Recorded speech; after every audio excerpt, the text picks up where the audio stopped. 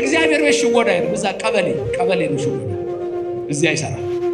ድንግልን ከነቀፍክ የክርስቶስ ነህ፣ ድንግልን ከነቀፍክ የዲያብሎስ ነህ። አለቀ። በእኛም ቤተክርስቲያን ውስጥ ሆነው ያሉ በጣም ጥቂት የማይባሉ ከውጭው ዓለም ርኩሰት ጋር የተጋቡ ሰዎች አሉ። አንዳንድ ሰው እግዚአብሔር የሚሸውር ይመስለው። አንድ ሰውዬ ስለተሳለ ስለቱን መሰላችሁ፣ ይሄን ካደረክልኝ ሰንጋዬን በሬን ሸጬ ስለትህን አገባለሁ። ስለቱ ደረሰ፣ ጨነቀዋ። በአዲስ ኪዳን መጽሐፍ የሚጽፍ ነቢይ አይነሳም፣ የለም። አንዳንድ ሰዎች ነቢይ ምናምን ይነጋገራሉ። በአዲስ ኪዳን ነቢያት የሚል ስም ሊኖር ይችል ይሆናል። መጽሐፍ የሚጽፍ ነቢይ ግን የለም። ትንቢት ተነግሯል። ኢየሱስን እኛ የምናውቀው የዛሬ 2000 ዓመት አይደለም። ኢየሱስን እኛ የምናውቀው ከድንግል ማርያም ሲወለድ አለ። ከድንግል ማርያም ከመወረዱ አስቀድሞ አለ እግዚአብሔር። ድንግል ማርያምን የምናውቃት የዛሬ 2000 ዓመት አይደለም። እኛ ድንግል ማርያምን የምናውቃት ገና ያኔ ነው። ኦሪት ዘፍጥረት ምዕራፍ 3 ቁጥር 15 ላይ ከልጅ ልጅ ተወልጅ የሚለው በቀለሚንጦስ መጽሐፍ የተጻፈውን ትርጓሜ በዛ ላይ ስታዩ በዘርህና በዘሯ ጠላትነትን አደርጋለሁ ብሎ እመቤታችን ከሰይጣን ጋር እንደማትስማማ በግልጽ የነገረን ገና ያኔ 3ኛው ምዕራፍ ላይ ነው። ድንግል ማርያምና ሰይጣን በፍጹም ሊገናኙ አይችሉም። ብዙ ጊዜ ይሄ ጥያቄ የሚነሳው ከእስልምና እምነት ሰዎች ነው።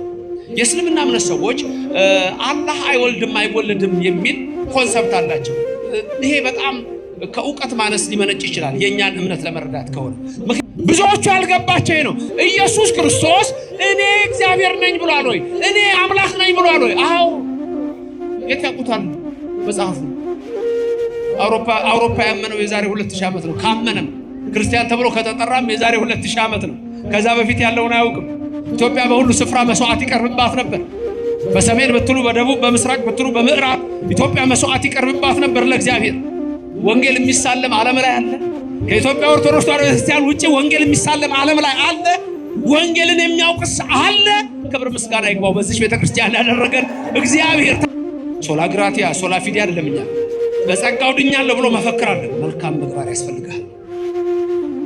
በእምነት ብቻ ድኛለሁ አትልም። መልካም ምግባር ያስፈልጋል። ሃይማኖት ተመልካች ሰዎች ደስ ይበለን በአምላካችን ከኃጢአት ባርነት ነፃ ባወጣን። ተነሱና አመስግን ውለታው ብዙ ነው፣ ምን ይከፈለዋል? ተመስገን ብቻ ነው።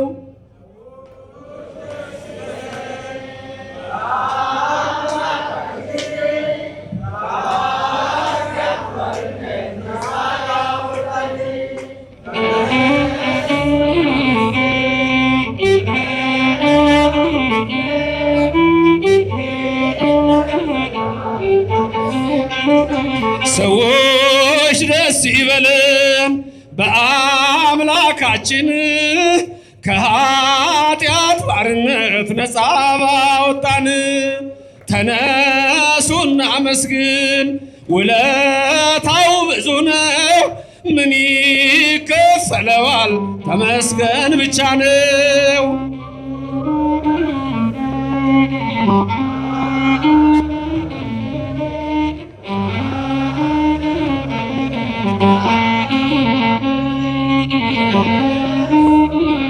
ውለታው ብዙ ነው፣ ምን ይከፈለዋል? በኃጢአት በሽታ ወድቄ ሳለሁኝ መድኃኒት ክርስቶስ ከውድቀት ያነሳኝ። ስጦታው ብዙ ነው ለኔ የሰጠኸኝ፣ ተመስገን ብቻ ነው አምላክ ላንተ ያለኝ።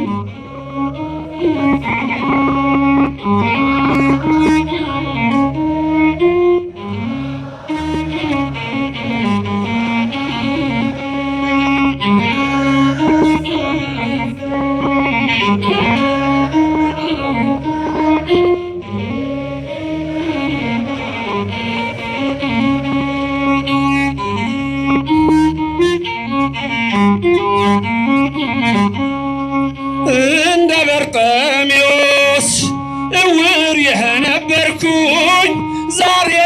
በአምላኬ ድነት አገኘሁኝ። ሕጉ ለመንገዴ ብርሃን ሆኖኛል። የእርሱ ስለሆንኩኝ ሰላሙን ሰጥቶኛል።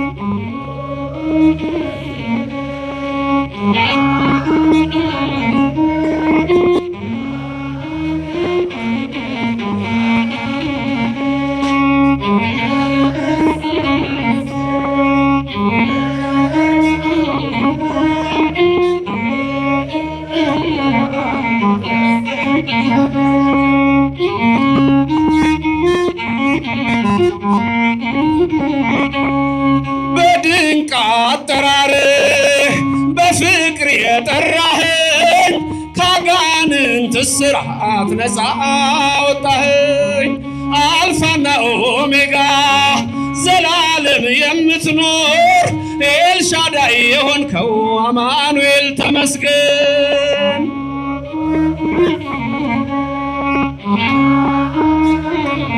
ከኃጢአት ባርነት ተነሱና መስግን፣ ውለታው ብዙ ነው ምን ይከፈለዋል? ተመስገን ብቻ ነው።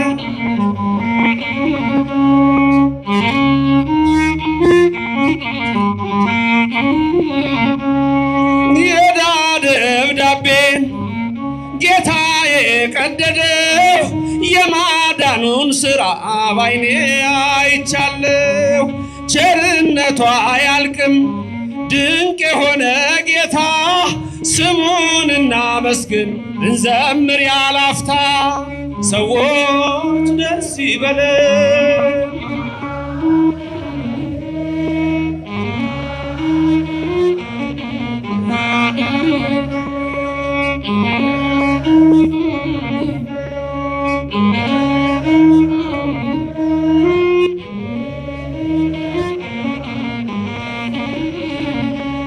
በድንቅ አጠራርህ በፍቅር የጠራኸኝ ካጋንንት እስራት ነፃ ያወጣኸኝ።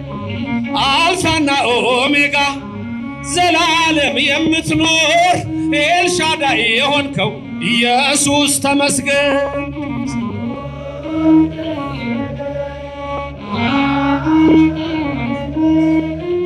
ከኃጢአት ባርነት ነፃ ባወጣን ተነሱና መስግን፣ ውለታው ብዙ ነው ምን ይከፈለዋል? ተመስገን ብቻ ነው። ምን ይከፈለዋል? ተመስገን ብቻ ነው።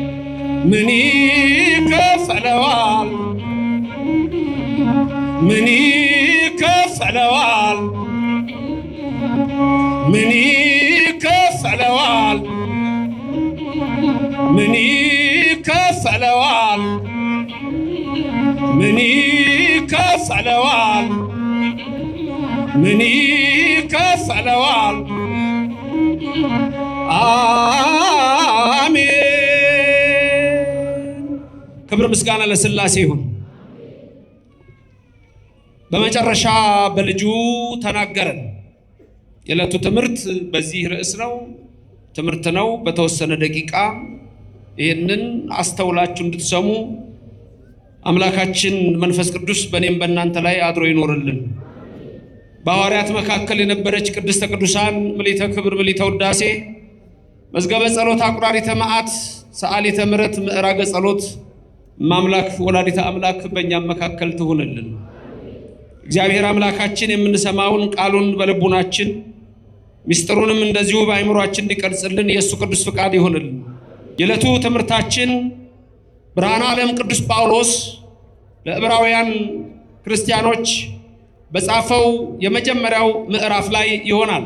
ቃሉን አነበዋለሁ። እግዚአብሔር መንፈስ ቅዱስ በእኔም በእናንተ ላይ ይደር። እንዲህ ይላል። ከጥንት ጀምሮ እግዚአብሔር፣ ልብ በሉ፣ ከጥንት ጀምሮ እግዚአብሔር በብዙ አይነትና በብዙ ጎዳና ለአባቶቻችን በነቢያት ተናገረ። ወይም ተናግሮ ብሎ ይቀጥላል። መልካም ተናገረ። በብዙ ነገር ወበብዙ መክፈልት አይዳ እግዚአብሔር ለአበዊነ በነቢያቲሁ እምትካት ይላል በግዕዙ። እኔ ቀጥላችሁ ድገሙት። ከጥንት ጀምሮ እግዚአብሔር በብዙ አይነትና በብዙ ጎዳና ለአባቶቻችን በነቢያት ተናገረ። ይሄ አንዱ ቁጥር ነው። ቁጥር 2 ደግሞ ይቀጥላል። ተናግሮ ብሎ አማርኛው ያመጣና እንዲህ ይላል፣ ሁሉን ወራሽ ባደረገው ደግሞም ዓለማትን በፈጠረበት በልጁ በዚህ ዘመን መጨረሻ ለእኛ ተናገረን። ትምህርታችን ምንድነው? በመጨረሻ በልጁ ተናገረን የሚል ነው ኃይለ ቃላችን። ይሄ ነው ቁጥር 2 ላይ። እሱንም ላስብላችሁ፣ ተናገሩ። ሁሉን ወራሽ ባደረገው ደግሞም ዓለማትን በፈጠረበት በልጁ በዚህ ዘመን መጨረሻ ለእኛ ተናገረን። ይሄ ነው ትምህርታችን። አሁን እዚህ ውስጥ የምነግራችሁ ወሳኝ በተለይ አራት ነገሮች አሉ። በዚህ ትምህርት ውስጥ የምነግራችሁ አራት ትምህርት ነው የምንማማረው ብለናል። ዝግጁ ናችሁላችሁ? ቦናችሁ ክፍት ነው? አእምሯችሁ ክፍት ነው? እሺ። መቼም በዚህ ሰዓት የሚያንቀላፋ የለም፣ ሁሉም ይሰማል። እሁድ ነው ትንሽ የሚያስቸግረው፣ ጠዋት ላይ እንቅልፍ የሚያስቸግረው፣ ሌሊት መጥቶ ለማስቀደስ ለነዚህ ነው። አንድ እናት ወንድ ልጅ አላት። ልጁ የ6 ዓመት ነው። አብራው እንዳታቆመው ከአያቱ ጋር ይቁም ብላ አያቱን ሚዛን ሄደች ቤተክርስቲያን። ከዛ አያቱን ሚዛ ሄዳለች። ከዛ ልጁን አስጠንቅቀዋለች። አያትየው ትንሽ ቁጭ ካሉ እንቅልፍ ነው ይዟቸው የሚሄዱ እና አደራ አባባ እንዳይተኛ ልክ ሊያንቀላፋ ሲል ቀስቅሰው ብላችሁ። እሷ በሴቶች ነው የምትቀመጠው። ስለዚህ እንደዚህ ተቀምጦ ታያለች። ስታይ እሷ በደንብ አድርጋ ነግረዋለች። ስትወጣ 1 ብር እሰጥሃለሁ፣ ስለዚህ ጠብቅ አያትህ። ምንም ችግር የለም ማየ፣ 1 ብር ደግሞ አግኝቼ ነው እንዲህ አለ። ከዛ ትምህርት እየተሰጠ እሳቸው እንዲህ ይላሉ፣ ይሰግዳሉ። ከዛ ቀስቅስ ትለዋለች። ልጁ ጸጥ።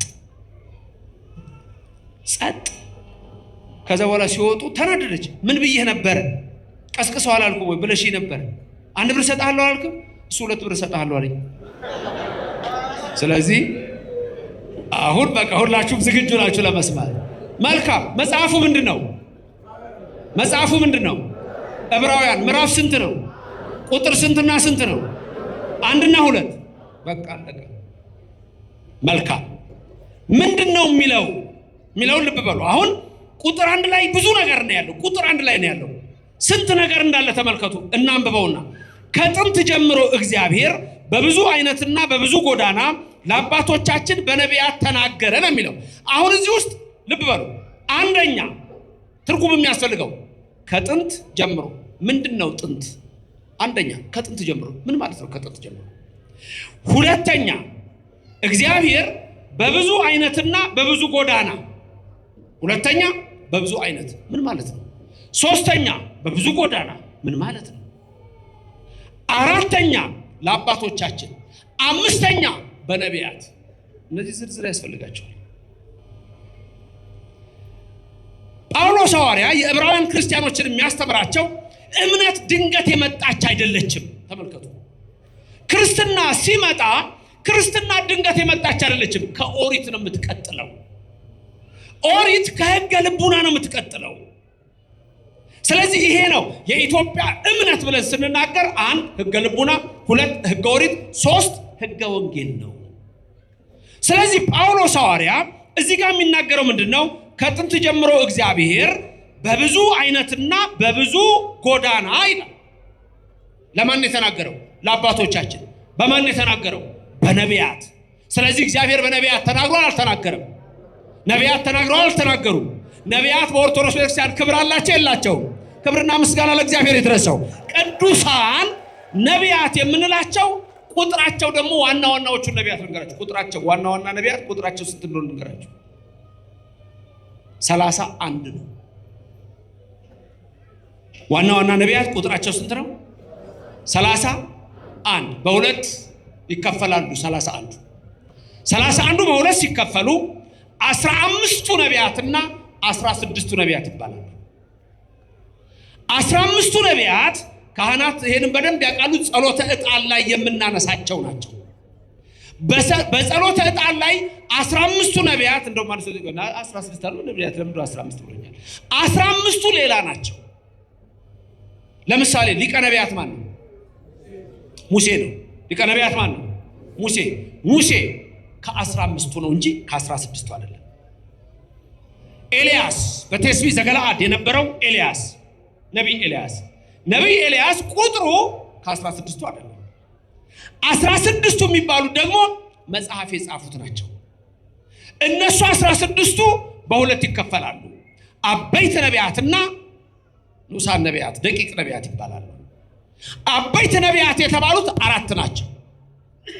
እነዚህም ኢሳይያስ፣ ኤርምያስ፣ ሕዝቅኤል፣ ዳንኤል ናቸው። ደቂቅ የተባሉት ደግሞ እነ ሆሴ፣ እነ አሞጽ፣ እነ ዘካርያስ፣ እነ ሚክያስ፣ እነ ሚልክያስ፣ እነ ዘካርያስ፣ እነ ሶፎንያስ፣ እነ ሐጌ፣ እነዚህ ደግሞ ደቂቅ ነቢያት ይባላሉ። ትምህርት የሱ ስላልሆነ ነቢያት የሚለውን ብቻ ወስጄ ልናገር ብዬ ነው። ስለዚህ ምንድን ያለው ሐዋርያ ጳውሎስ በብዙ ነገር ወበብዙ መክፈልት አይዳ እግዚአብሔር ለአበዊነ በነቢያቲሁ እምትካት። ስለዚህ እምትካት የሚለው ጥንት የተባለው ምንድነው? በነቢያት የተናገረው ስትሉ 5500 ዘመን ነው ቀድሞ። በ5500 ዘመን ውስጥ እግዚአብሔር በማን ነበር ሲናገር የነበረው? በነቢያት ይናገር ነበር። በነቢያት አድሮ ይናገር የነበረው እግዚአብሔር በኋላ ደግሞ ምን አለ? በመጨረሻ ዘመን በልጁ ተናገረን ይላል። አሁን እዚህ የምነግራችሁ በብዙ ነገር ወበብዙ መክፈልት አይዳ እግዚአብሔር ለአበዊነ በነቢያቲሁ እምትካት ሲል ለአባቶቻችን ተናገረ ሲል ጳውሎስ ነቢያት የተናገሩትን እንሰማለን ነው የሚለው? አንሰማም ነው የሚለው? እንሰማለን ነው የሚለው። ነቢያት የተናገሩት በብሉይ ዘመን ነው።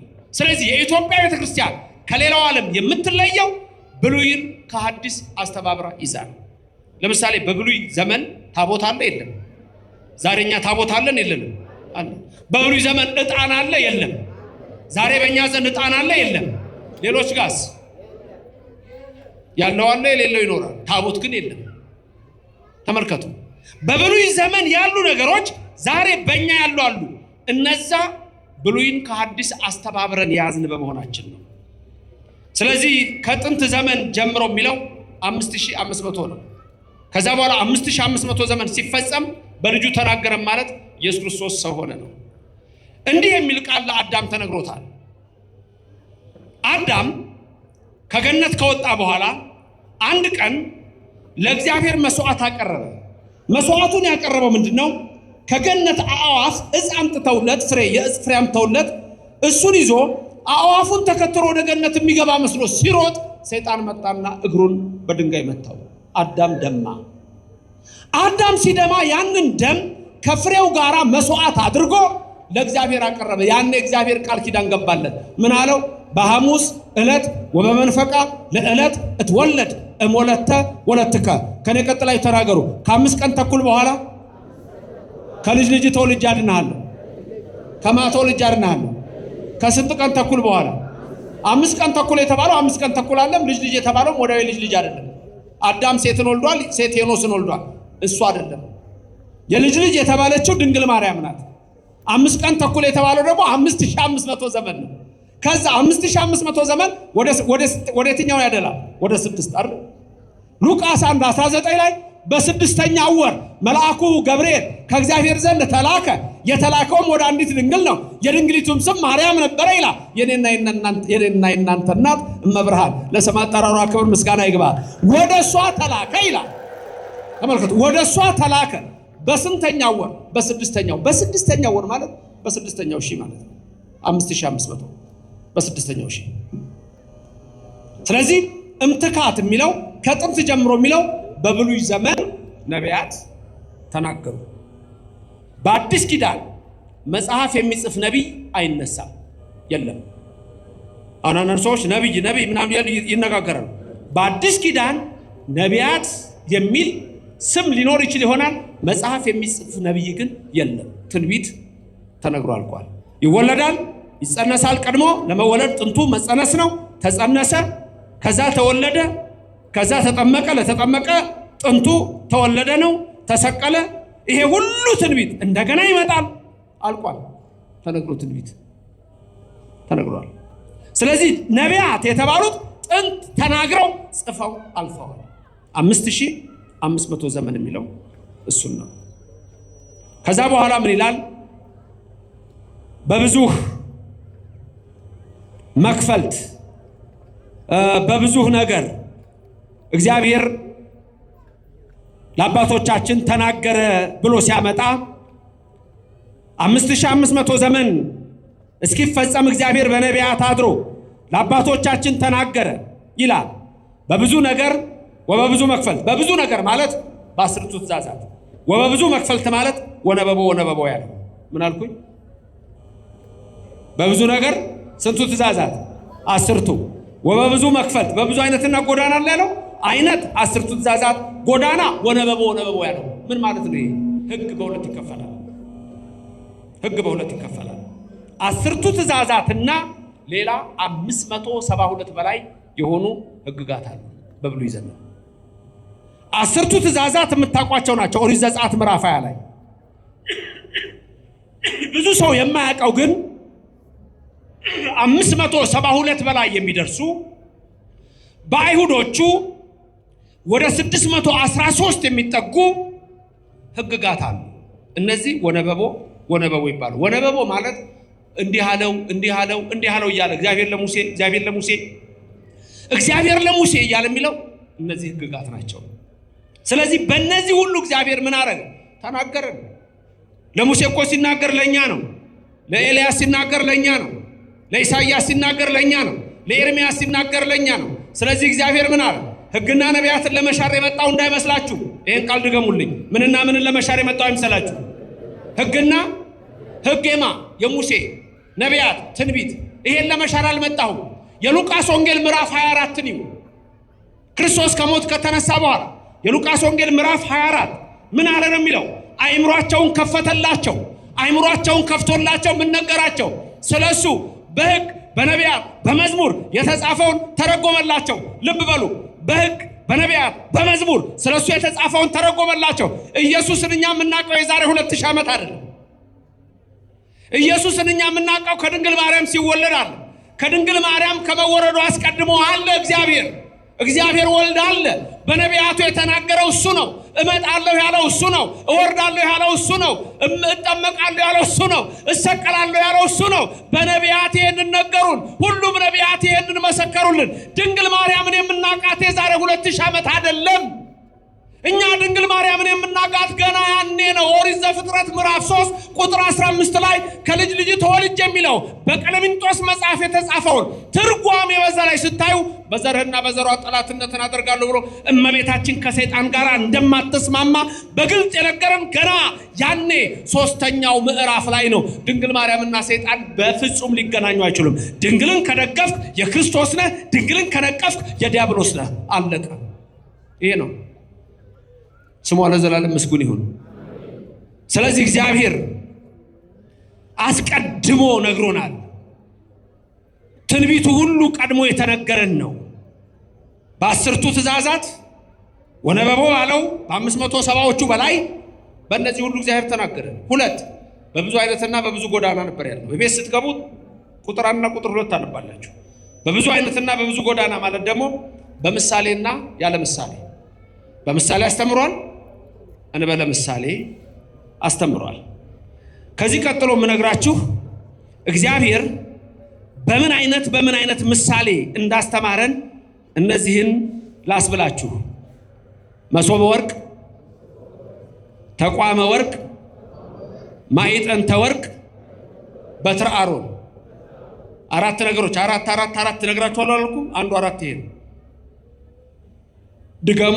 መሶበ ወርቅ፣ ተቋመ ወርቅ፣ ማዕጠንተ ወርቅ፣ በትረ አሮን። እነዚህ አሁን ምሳሌ ናቸው። እንዴት? ለምሳሌ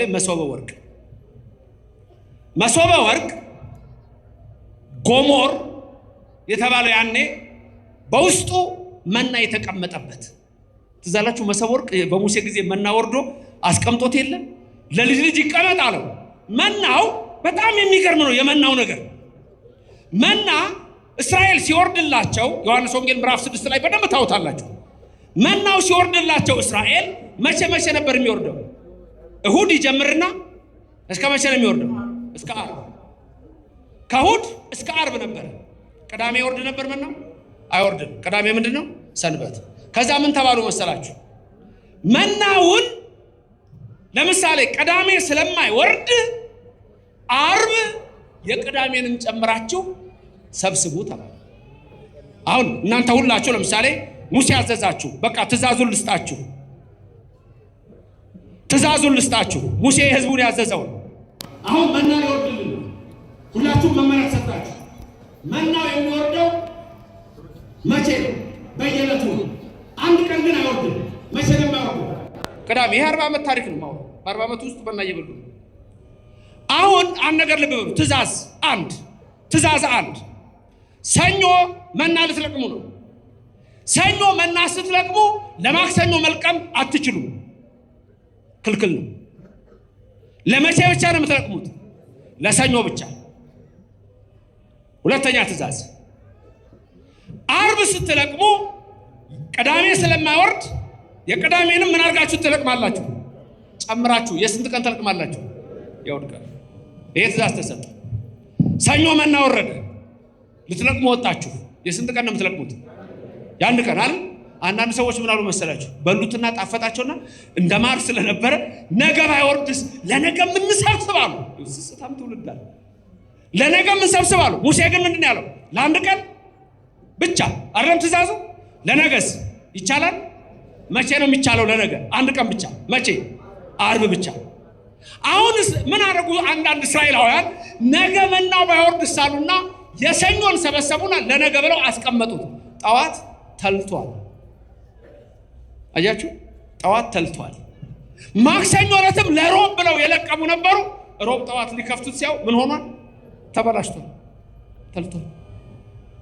ዓርብ ቀን ደግሞ የመቼንም ጨምራችሁ ልቀሙ ተብሎ የቅዳሜን። ስለዚህ ዓርብ ስንት ነው የምትለቅሙት? የስንት ቀን? የሁለት ቀን ለቀሙ። አሁን ሰኞ ቀን የለቀሙት ጠዋት ምን ሆኖ ነበር? ተልቶ ነበር። ዓርብ ቀን የለቀሙት ግን ቅዳሜ ጠዋት ሲከፍቱት ምንም አልሆነም፣ ትኩስ ነው። የእግዚአብሔር ትእዛዝ እንዲህ ነው። እግዚአብሔር መሸወድ አይቻልም። ክብርና ምስጋና ለዘላለም ለስሙ ይድረሰው። አንዳንድ ሰዎች ይሄ ነው በህይወታችሁ ሁሉ ነው፣ በቃ በህይወታችሁ ሁሉ ነው። አንዳንድ ሰው እግዚአብሔር የሚሸውድ ይመስለው። አንድ ሰውዬ ስለተሳለ ስለቱም መሰላችሁ ይሄን ካደረክልኝ ሰንጋዬን በሬን ሸጬ ስለትህን አገባለሁ አለ። ስለቱ ደረሰ፣ ጨነቀዋ። አንዳንድ ሰው እኮ ሲናገር መጠንቀቅ አለበት። መክብብ የሚናገር ይሄን ነው 5 ላይ ተጠንቀቅ፣ ወደ መቅደስ ስትገባ እግሮችንም ጠብቅ፣ አንደበትንም ከልክል። ዝም ብለህ አትናገር። ከተናገርክ ግን ምን አድርገው? ፈጽመው። ሰውየው ሰንጋን የተሳለው ሰንጋዬን ሸጬ ነው ያለው። ሰንጋውን ስለቱ ደረሰ፣ ገበያ ይዞ ወጣ ሊሸጥ። ከሰንጋው ጋር አብሮ ደግሞ ዶሮ ይዟል። ሰዎች መጥተው ስንት ነው ሰንጋው ሲሉት 1000 ብር። 1000 ብር እንካ።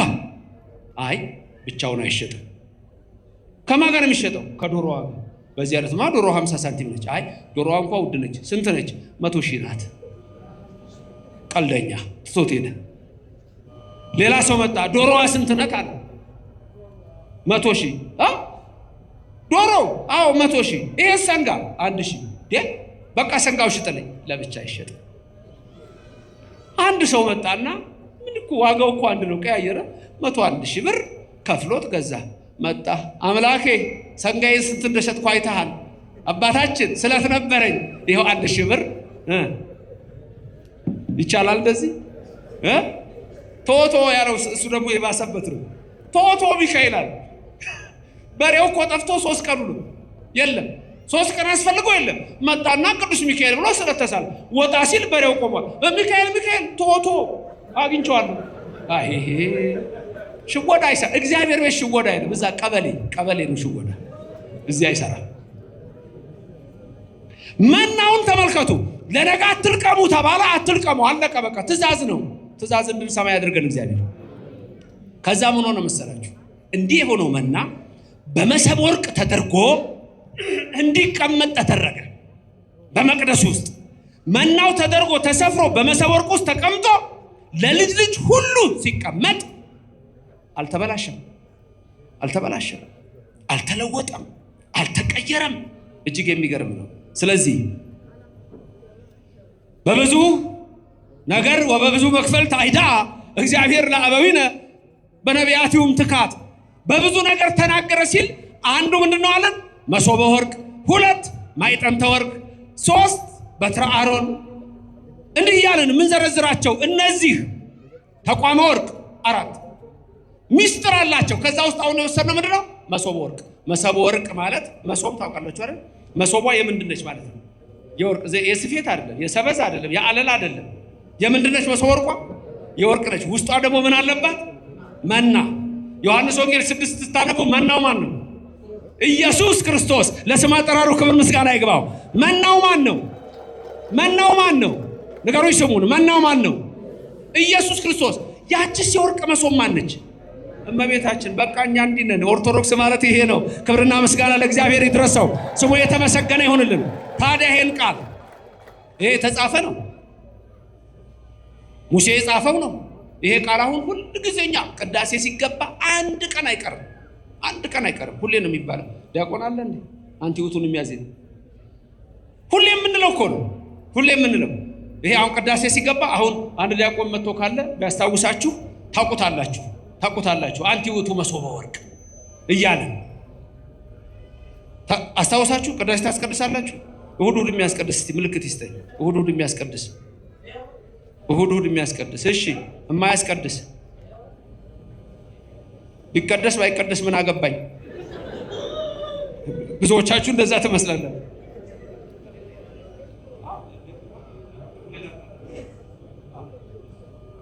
ተመልከቱ። አሁን ይሄንን ምስጢር ስሙት። ቆይ መምህር ያዜሙልናል። አንቲውቱ መሶበ ወርቅ ቅዳሴ ስንገባ የምንለው አሁን ያልኳችሁን ታሪክ በቅዳሴው ብትሉ፣ በድጓው ብትሉ፣ በትርጓሜ ብትሉ ሁሉ ጊዜ የምንለው ነው። አንቲውቱ መሶበ ወርቅ ንጹሕ እተ ውስቴታ መናህው ህብስት ዘወረደ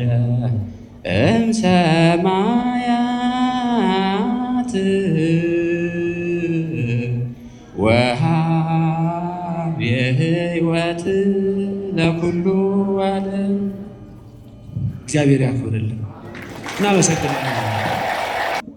ይሄ ሁሉ ነገር ያለው እዛ ላይ ነው። ምዕራፍ 1 ቁጥር 1 ከጥንት ጀምሮ እግዚአብሔር በብዙ አይነትና በብዙ ጎዳና ለአባቶቻችን በነቢያት ተናገረ ያለው ነው። ስለዚህ እግዚአብሔር ዝም ያለበት ዘመን የለም። እግዚአብሔር ሁሌም ይናገራል፣ ነግሮናል። በነቢያት የነገረን እንቀበላለን፣ በወንጌል የነገረን እንቀበላለን። ሁሉን ወራሽ ባደረገበት ደግሞ ዓለማትን በፈጠረበት በልጁ በዚህ ዘመን መጨረሻ ለእኛ ተናገረን የሚለው ደግሞ የዘመኑ መጨረሻ የተባለው 5500 ዘመን ነው። የዲያብሎስ አገዛዝ የጠፋበት ዘመን ነው። ስለዚህ ጳውሎስ ሐዋርያ በሌላ ስፍራ ላይ በገላትያ ምዕራፍ 4 ቁጥር 4 ላይ እንዲህ የሚል ቃል ይናገራል። የዘመኑ ፍጻሜ በደረሰ ጊዜ ይላል ከሴት የተወለደውን አንድያ ልጁን ከሕግም በታች የተወለደውን አንድያ ልጁን ወደኛ ላከው ይላል። ከሴት የተወለደውን ሲል ከድንግል ማርያም ብቻ ነው። ከሕግ በታች ሲል ሕግን ፈጽሟል። ኢየሱስ ባይገረዝም በ8 ቀን ቤተ ግዝረት ሄዷል። ኃጢአት ባይኖርበትም በ40 ቀን ወደ መቅደስ ሄዷል። እናቱም ንጽሕት ነች፣ እሱም ንጹሕ ነው።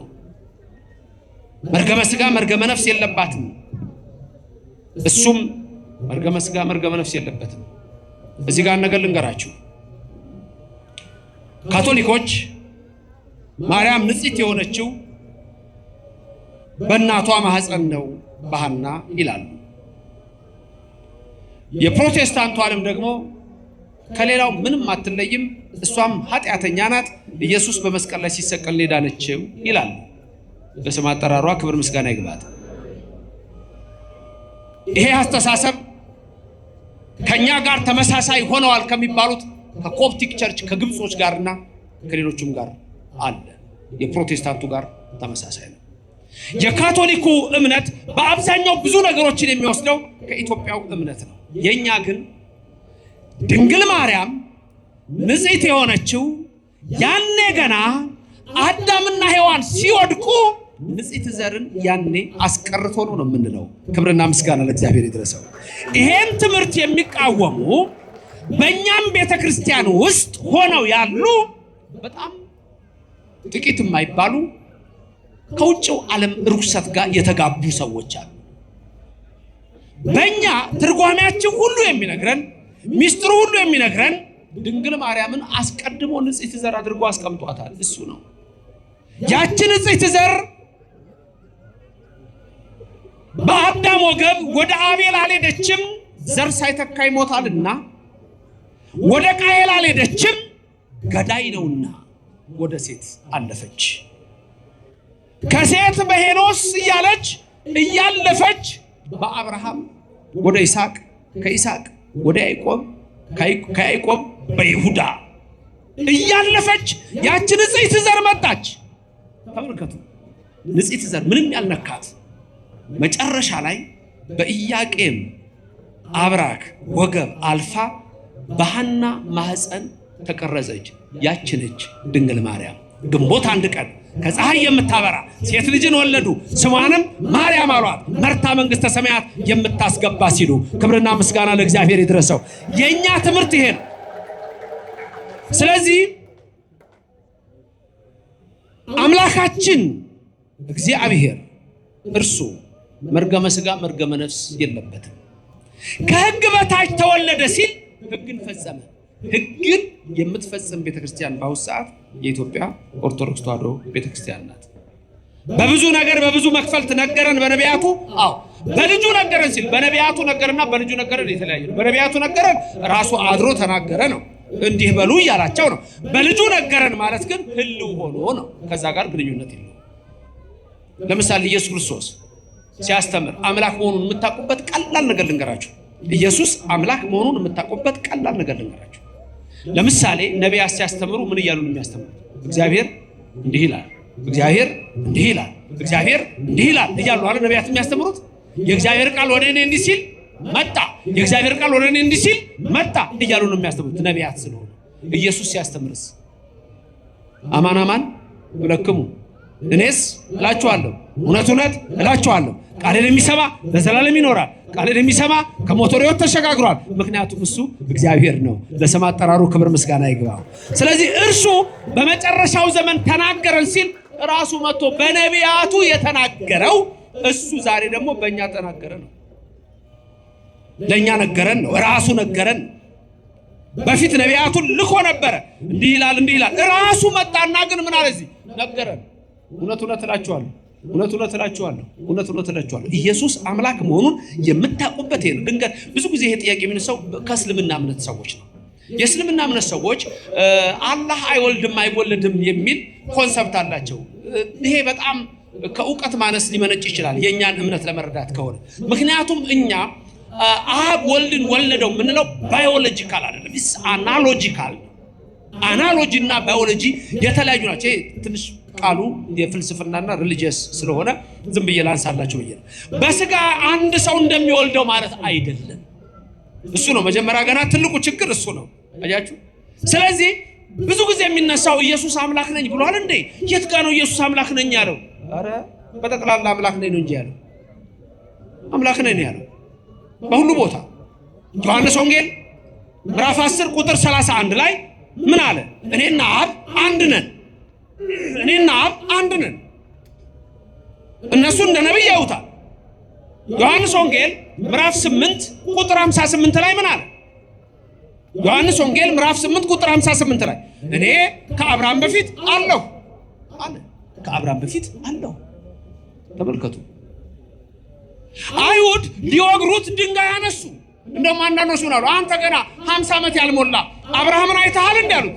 እንደውም ልንገራችሁ አብርሃም የኔን ቀን ያይ ዘንድ ተመኘ አላቸው። ክብርና ምስጋና ለእግዚአብሔር ይድረሰው። ኢየሱስ የአብርሃም አምላክ ነው። ኢየሱስ የያዕቆብ አምላክ ነው።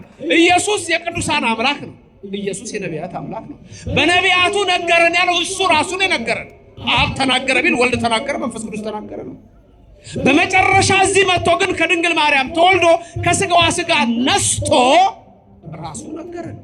ልዩነቱ ይሄ ነው። ኢየሱስ አምላክ ነኝ፣ በጠቅላላ አምላክ ነኝ ነው ያለው። ዮሐንስ ወንጌል ምዕራፍ 8 ቁጥር 33 ላይ ድንጋይ አንስተው ሊገሉት ምን ነው ሲላቸው አምላክ ነኝ ብለሃል፣ አምላክ ነኝ ብለሃል። እኛ ዘንድ ግን ሁልጊዜ ኢየሱስ ምንድነው?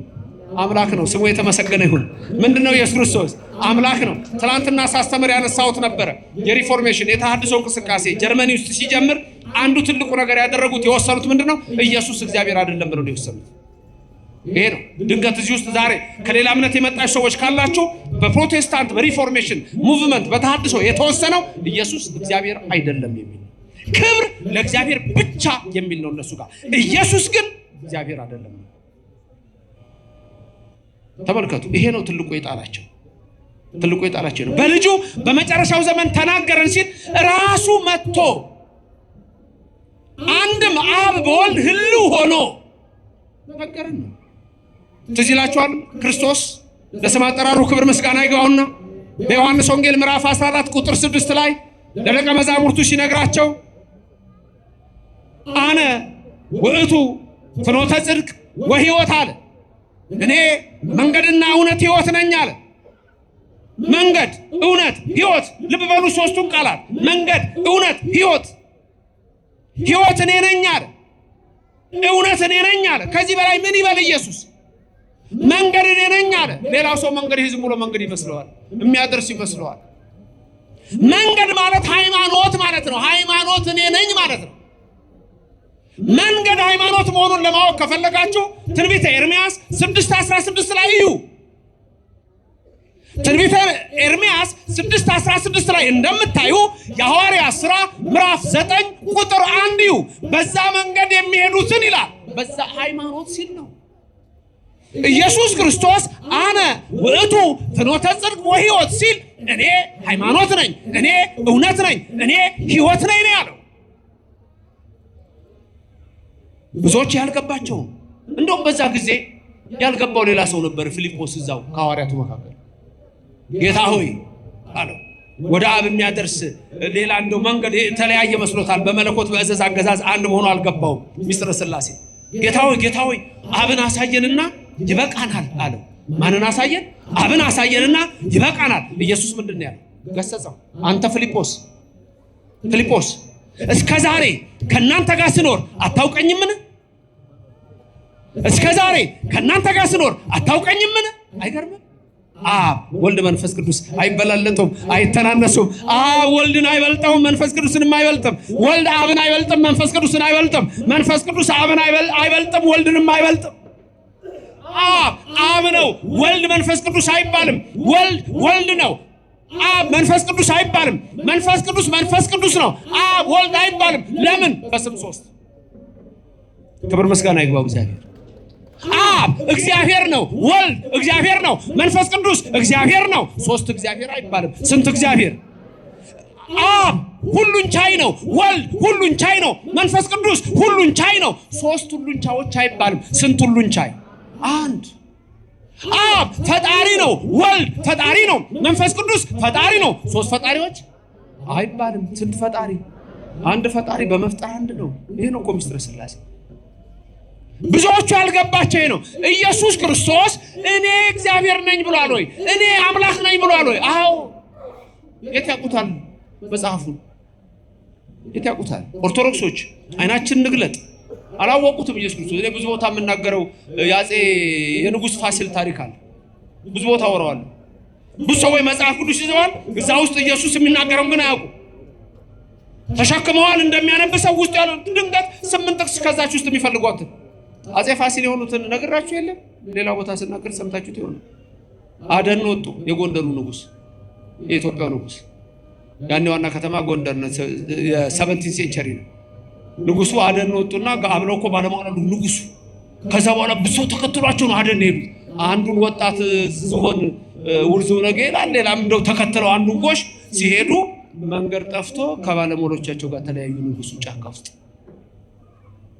በደንበኛ ጥቁራቸው ላይ ተቀምጠዋል። ጎንደር ቤተ መንግስት ጠፋቸው። ራሱ ንጉሱ የት ነው መንገዱ አሉ። ግራ ገባቸው። ባለሟሎቻቸው ይሉ እዛ ጫካ ውስጥ አንድ ሰውዬ ጌሾ ተሸክሞ ይሄዳል። አንተ ሰው እንዴት ዋልክ አሉት። እግዚአብሔር ይመስገን አንተስ እንዴት ውለሃል? ደህና ነኝ። የጎንደር እንደ ወደ ቤተ መንግስት መንገዱን ታውቀዋለህ? አሳምሬ በላሳየኛ ጌሾዬን ለማትቼ እከፍልሃለሁ። ከከፈልከኝ ምን ቸገረኝ? በልና ምራኝ። አንተ በቅሎ ላይ ቁጭ ብለህ እኔ በእግሬ እና ፈናጠኛ እና ተፈናጠጥ ከንጉሱ ጋር። ይሄ እውነተኛ ታሪክ ነው። አንድ የወለጋ ተወላጅ በጥንት ስሙ ነገሩ ነው፣ በክርስትና ስሙ ነው። አዲስ አበባ ዩኒቨርሲቲ ያሳተመው መጽሐፍ ላይ ነው ይሄን ታሪክ ያገኘሁት። በኋላ በቅሎ ላይ ቁጭ ብሎ ከንጉሱ ጋር ከንጉሱ ጋር ተቀምጦ በዚህ አንተ ሰውዬ ኧረ አይሰማም እንዴ በዚህ ሂድ ይላል ንጉሱ። አሁን በዛ ዘመን አስቡ።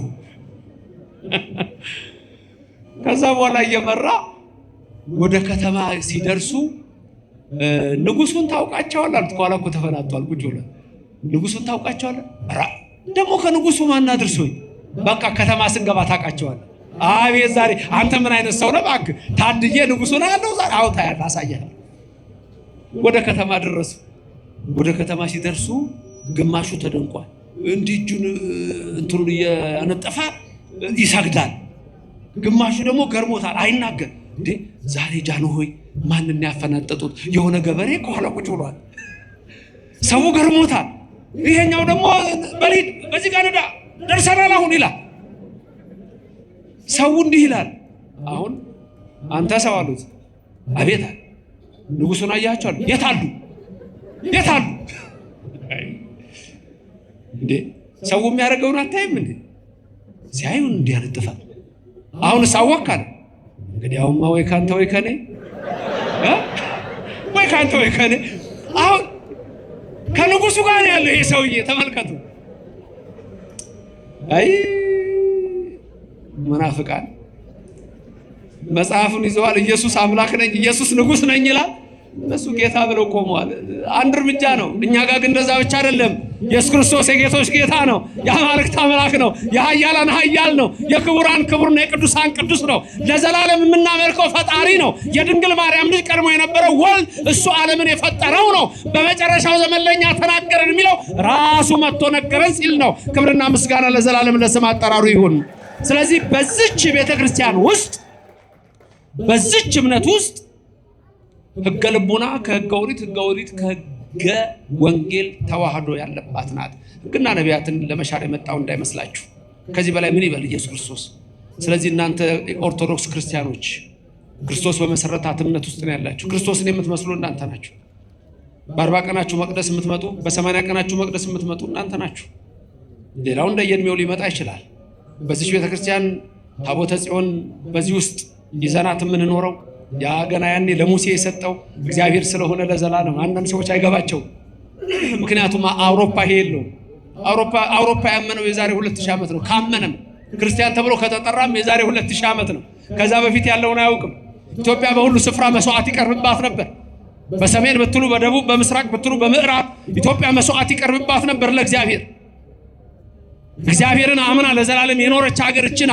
ዛሬም እኛ ልጆቿ ይሄን ካወቅን በእምነታችን ጸንተን ከቆምን እግዚአብሔር አምላክ ድንቅ ነገሩን ያደርግልናል። የዛሬን አይደለም ማየት ያለብን። ልክ ነው። ዛሬ ኑሮ ከብዷል። ዛሬ ብዙ ነገሮች አሉ። ይህ ሰዓት የመጨረሻው ሰዓት ነው። የሚጸኑትን ሰዎች ግን የሚያበረታ እግዚአብሔር አለ። ወደ ኖህ መርከብ እያገባ እንደሚያሻግረን እናምናለን።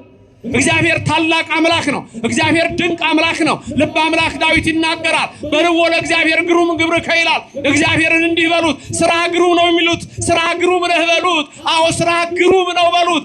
አዎ እግዚአብሔር ስራው ግሩም ነው። ግሩም የሆነውን ነገር ያደርጋል። ድንቅ ነገር በካም ምድር የአሞናውያን በደነገጡበት፣ የሞዓብ ነገስታት በተንቀጠቀጡበት እግዚአብሔር አምላክ በአፍንጫው ውስጥ ትንፋስ ውኆችን ከፍሎ እስራኤልን አሻግሮ ፈርዖንን ያሰጠመ ዛሬም እኛን አይተወንም። የቅዱሳን አምላክ እግዚአብሔር ለስም አጠራሩ ክብር ምስጋና ይግባው።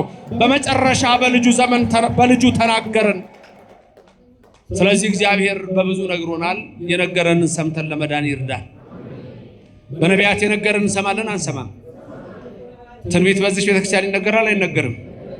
ይነገራል። ቅዳሴ ላይ ስንት መጻሕፍት ይነበባሉ? ቅዳሴው እንዳለ ተውና መጽሐፍ ቅዱስ ተከፍቶ ስንት መጽሐፍት ይነበባል? 4። በጣም ጥሩ። 4 የመጀመሪያው በዜማ ነው የሚባለው ምስባክ ዲያቆኑ የሚለው ምስባኩ ከየት ነው የሚወጣው? እሱ ከብሉይ ከመዝሙረ ዳዊት ነው።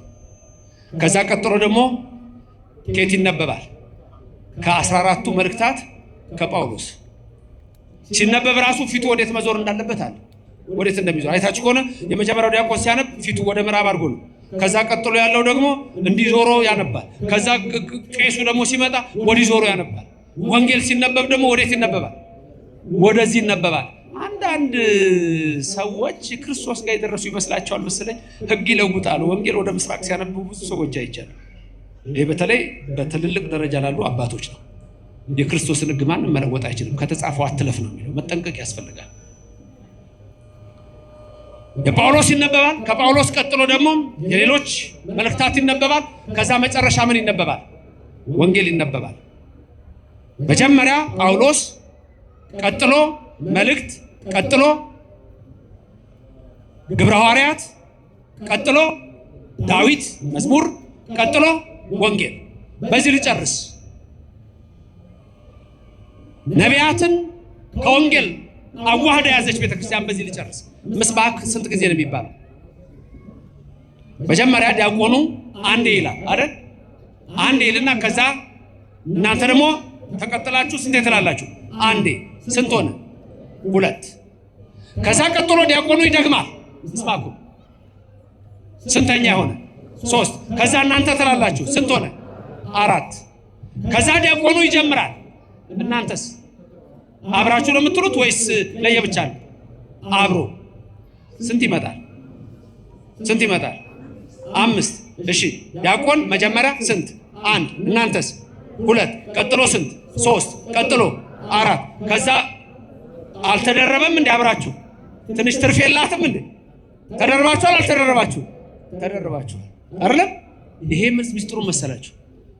የዘመኑ ፍጻሜ በደረሰ ጊዜ ወይም ደግሞ ቅድም እንዳየነው በብዙ ነገር በብዙ መክፈልት አይዳ እግዚአብሔር ለአበዊነ በነቢያቲሁ እምትካት ከጥንት ጀምሮ ይሄ 5500 ዘመኑን በምስባኩ ልክ ምስባኩ ሲያልቅ ተደርቧል ያልኳችሁ ምንድነው? 5500 መሆኑ አርሶ እያንዳንዱ ነገር ሚስጥር ነው በኢትዮጵያ ቤተክርስቲያን። ኧረ በዚች ቤተክርስቲያን ያደረገን እግዚአብሔር ዘላለም ስሙ የተመሰገነ ይሁን። ዘላለም ስሙ የተመሰገነ ይሁን። ከዛ ደርባችሁ ስትሉ 5500 ዘመን ወንጌሉ ከዛ በኋላ ነው የሚመጣው። ዲያቆኑ ይሄን ይልና ሃሌሉያ ቁሙ አጽሙ ይላል። በመጨከን ቆማችሁ ስሙ ይልና ይገባና መብራት የያዘው ዲያቆን አለ። ከዛ ከፊት እንደውም ጸልዩ በእንተ ወንጌል ሲል እየሄደ ነው የሚለው። ቆሞ አይደለም የሚለው። ቆሞ አይደለም የሚለው። እየሄደ ነው ጸልዩ በእንተ ወንጌል ብሎ መጥቶ መስባኩ የሚሰብከው። የ5500 ዘመን ጉዞ ነው። የዮሐንስ መጥምቅ ቀድሞ መምጣት ነው። ከዛ በኋላ ቄሱ ወንጌሉን ይዞ ይወጣል። ወንጌሉን ግልጽ አድርጎ ይወጣና ከዛ በኋላ ያነባል። ከ5500 ዘመን በኋላ ኢየሱስ ተገለጠ። ክብርና ምስጋና ለእግዚአብሔር ይድረሰው። ያ ኃያል አምላክ መጣ ማለት ነው። እያንዳንዱ የምናደርገው ነገር ሚስጥር አለው። ስሙ የተመሰገነ ነው። ከዛስ ወንጌሉን እናደርገዋለን። ከተነበበ በኋላ ምንድነው ምናደርገዋለን? አንሳለመው። ወንጌል የሚሳለም ዓለም ላይ አለ። ከኢትዮጵያ ኦርቶዶክስ ተዋሕዶ ቤተክርስቲያን ውጪ ወንጌል የሚሳለም ዓለም ላይ አለ። ወንጌልን የሚያውቅስ አለ። ክብር ምስጋና ይግባው በዚህ ቤተክርስቲያን ያደረገን እግዚአብሔር። ተመልከቱ፣ ኦርቶዶክሶች ወንጌልን አታውቁም። ከማወቅ በላይ እንስመዋለን የኢየሱስን ወንጌል። ስሙ የተመሰገነ ይሁንልን። ክብር ምስጋና ይግባው እግዚአብሔር። ስለዚህ ይሄ ነው እምነት፣ ይሄ ነው ተዋህዶ፣ እቺ ናት ክርስትና። አንተ ልዩ ነህ፣ አንቺ ልዩ ነሽ። ልዩ ያደረጋችሁ ልዩ የሆነው ኢየሱስ ነው። ለስም አጠራሩ ክብር ምስጋና ይግባው። እኛ ስንጠራው ራሱ ትናንትና ሳስተምር ነበረ። ታምረ ኢየሱስ ሊነበብ ሲል ገና ስንጠራው ኢየሱስ ክርስቶስ ጥዑመ ስም ለዘይጼዎ፣ ጥዑመ ስም የሚጣፍጥ ስም፣ ኢየሱስ የሚጣፍጥ ስም፣ መዓዛ ያለው ስም፣ ልዩ ስም፣ ከስም በላይ የሆነ ስም። እንዲህ ነው የምናውቀው እኛ ኢየሱስን። ዝም ብሎ ኢየሱስ ጌታ ነው መፈክር አይደለም እኛ ጋር። ኢየሱስ ክርስቶስ ማን እንደሆነ ጭምር ሰማይን የፈጠረ ምድርን የዘረጋ የድንግል ማርያም ልጅ እሱ ለስም አጠራሩ ክብር ምስጋና ይግባው። እንዲህ ነው የምናውቀው። ወንጌሉን እየሳምን ነው የምናውቀው። ሌላው የት ያውቀዋል? የት ይገባዋል? ታዲያ ስናውቀው ደግሞ አብሯን ነገር አለ። ሶላ ግራቲያ ሶላ ፊዲ አይደለም። እኛ በጸጋው ድኛለሁ ብሎ መፈክር አለ። መልካም ምግባር ያስፈልጋል። በእምነት ብቻ ድኛለሁ አትልም። መልካም ምግባር ያስፈልጋል። ሃይማኖት ከምግባር እንደሱ እፍረት ምዑዝ ኢየሱስ ክርስቶስ ንወንስገሎቱ ወንቀብ ትእዛዛቲሁ ከመ ይስረይለነ ኃጣውኢነ። ትዝ አላችሁ ቅዳሴ ላይ በሉት እስቲ እፍረት ምዑዝ ኢየሱስ ክርስቶስ ንወንስገሎቱ ወንቀብ ትእዛዛቲሁ ከመ ይስረይለነ ኃጣውኢነ። እፍረት ምዑዝ ኢየሱስ ክርስቶስ መዓዛው ያማረ ሽታ ያማረ ኢየሱስ ክርስቶስ ነው።